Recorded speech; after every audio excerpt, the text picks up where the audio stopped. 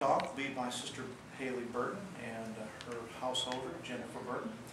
The material is in the form of a question what the account about Ananias and Sapphira teaches us. So we'll see how this theme is developed and which scriptures are used. Please. Halee, can we talk for a minute? There's something that I wanted to talk to you about. Sure, Miss Burton. Is there something wrong? Oh no, you're not in trouble. You know, Halee, I've really enjoyed having you in my class this year. You're such a friendly and outgoing little girl, and you're very smart, and I really respect your faith. It's just that I've noticed that when the kids in class ask you why you don't celebrate holidays, the answer you give them sometimes is God doesn't want them to do that, or maybe true Christians shouldn't take part in that.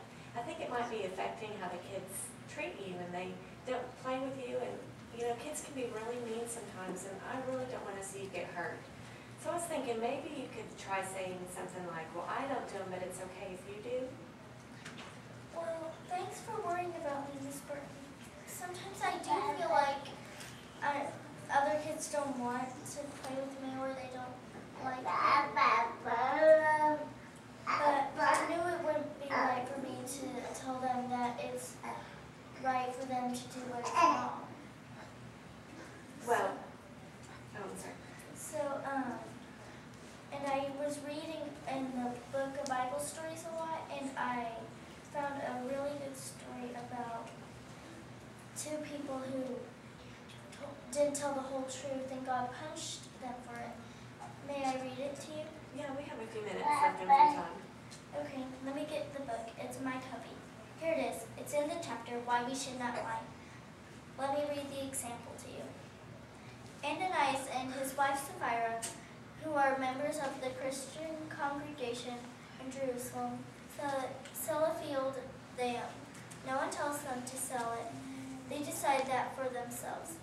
But what they do is not because they love the new disciples of Jesus. Actually, Ananias and Sapphira want to make people think that they are better than they really are. So they decide to say that they are giving all the money to help others. They are really only giving a part of it. But they say they're only giving it all. What do you think about that? That's not right. Well, Ananias comes to see the apostles. He gives the money to them. God, of course, knows that he is not giving it all. So God lets the apostle Peter know that Ananias is being truthful about the matter. Then Peter says, Ananias, why have you let Satan cause you to do this? The field was yours. You didn't have to sell it. And even after you sold the field, it was up to you to decide what you would do with the money. But why are you pretending to give all the money when you are only giving part of it? Like this you are lying, not just to us, but to God. It is that serious. Ananias is lying. He isn't doing what he says he is doing. He is only pretending to do it. The Bible tells us what happens next. It says, on hearing Peter's words, Ananias falls down and dies. God strikes Ananias dead. Afterward, his body is carried outside and buried. About 3 hours later, Sapphira comes in. She does not know what happened to her husband. So Peter asks her, did you too sell the field for the amount of money that you gave us? Sapphira answers, yes, we sold the field for just that amount. But this is a lie. They kept for themselves some of the money from the sale of the field. So God strikes Sapphira dead too. What should we learn from what happened to Ananias and Sapphira? Well, it teaches us that God does not like liars. He always wants us to tell the truth. But many people say that it's right to tell lies. Do you think those people are correct? Well, no, they're not. So you see, Miss Burton, because I know how God feels about lies, it would be wrong for me to tell my classmates that it's right for them to tell lies, or for them to celebrate holidays, because I know that is a lie. Well, how do you know that they shouldn't be celebrated? Because you can read in the encyclopedia that most religious holidays were started by people called pagans who did not worship the true God Jehovah.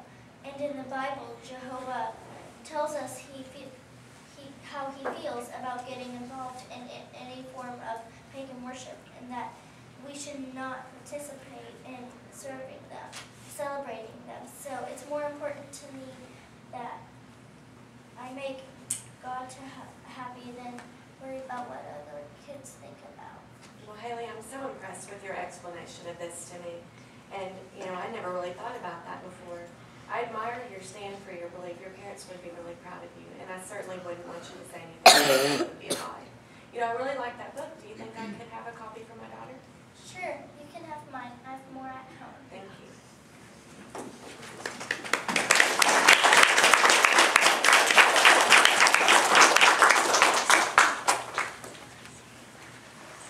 Well, Halee, that was excellent. There's a number of good things that we saw there that really show that you have a good theocratic education. One of the things is you had good audience contact.